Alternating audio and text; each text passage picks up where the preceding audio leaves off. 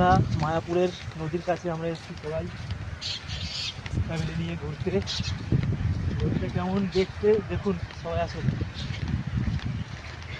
ওয়েদারটা কিন্তু সেই কি সুন্দর লাগছে আজকে।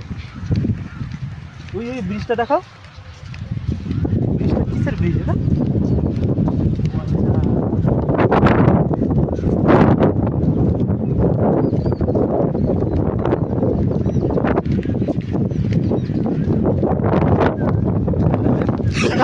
ঘেরে যাবে বলতে যাচ্ছিলাম।